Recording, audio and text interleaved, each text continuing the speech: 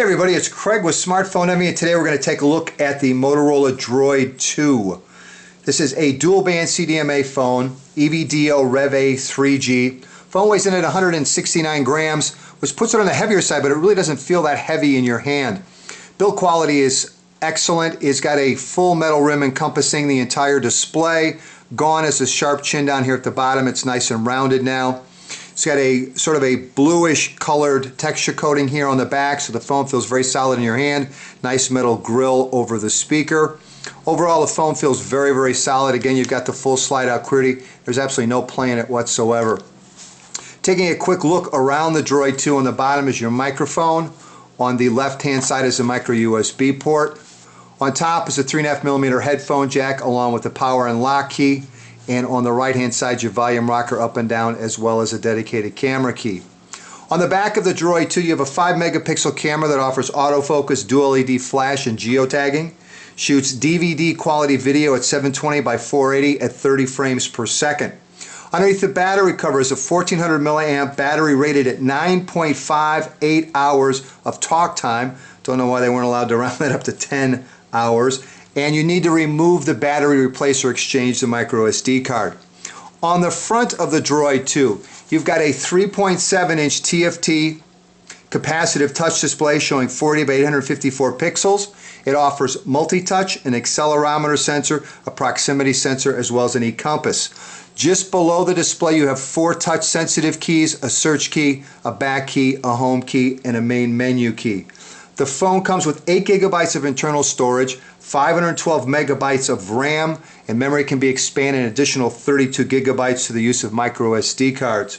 Offers Wi-Fi B, G, and N with support for DNLA. Offers Bluetooth version 2.1 with support for A2DP. Phone has GPS with support for AGPS. It can tether up to 5 devices simultaneously. The processor is a Texas Instruments OMAP 1 GHz processor, and it runs on the Android 2.2 Froyo operating system. All right, let's take a little closer look at the user interface on the Motorola Droid 2. And again, it runs Android's latest operating system, Android 2.2 Froyo.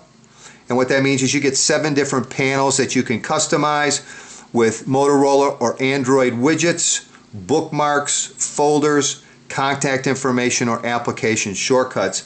And real quickly, let's add a widget. When you hold down on the screen, you'll feel some haptic feedback. It'll bring up this menu, which allows you to add a Motorola widget, Android widget, a shortcut, or folder. We'll pick a Motorola widget. Let's do messaging. We'll tap on that, pick the services you'd like, and here is our new messaging widget on our home screen. Now, you can hold down on it, move it to where you'd like. Nothing new there, but something that is new, you'll notice in each corner now we have a little circle, and what that allows you to do is resize the widget. Simply holding down on it and dragging it down where you'd like. As long as it's green, it will resize. Once it turns a different color, in other words, if it's red like that, it will not resize there. It has to be green, and there you go. Tap on the screen to get rid of the circles, and you're all set. Now to remove the widget, simply hold down on it till you feel the haptic feedback.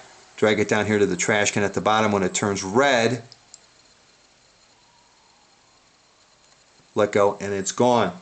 Taking a look at a couple of the other widgets, here's your calendar widget, your search widget, and again, these are all Motorola widgets. Your weather widget, you've got your shortcuts for Wi-Fi, Bluetooth, GPS, as well as airplane mode. These are your 2 social networking widgets. They'll tie into Twitter as well as Facebook.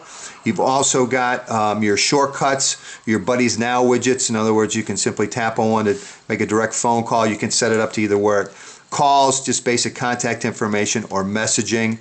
This is your gallery widget. It allows you to go into your gallery, select a camera roll, and take a look at the pictures and scroll through them. See if we can get it to scroll. This time for sure, there we go. Your music widget up here on the top, and then your news widget on the last panel. So there's a look at some of the different widgets that come with the phone. Also notice when I'm switching between the panels now, down here at the bottom of the display, these different tabs show up. What it does is allows you to switch between the displays considerably quicker than if you're sliding. So sort of a shortcut there for you. Take a look at the main menu. Nothing really different. Everything looks pretty much the same. You've got your 3G mobile hotspot, It's got a DLNA application now, your Kindle application. Of course, you still got swipe. Up at the top, we've got our notification bar. And you can see I've got 3 emails I haven't taken a look yet, as well as the fact that it's detected my Wi-Fi connection, which you can see at the top. You can tap directly on that to go directly to the application. You can hit clear to clear your notifications, or you can simply slide this up, and up at the upper left-hand corner will continue to let you know you have some notifications you haven't taken care of yet. One thing that's new with the Google search, so if you tap on it now, you can search all web or applications. Let's take a look at the gallery real quick. I took a few shots as always, as well as a video. Take a look at those. Here's our flower shot as always. Again, you can double tap to zoom in, double tap to zoom out. Also has multi-touch as well. I was pretty impressed with the camera. Here's our no parking sign. Zoom in, and again you need to give it a moment to refocus, but double tap. It's pretty good looking for a 5 megapixel camera. Again, those are outdoors. Here's a long shot. Double tap to zoom in. The detail's pretty good.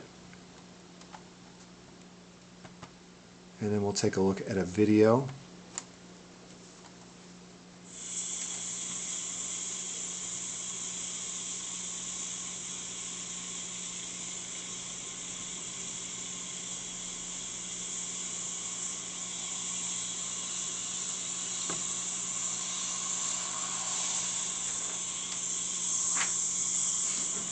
And yes, the people think I'm strange standing in the street taking video, so I wanted to answer that for you.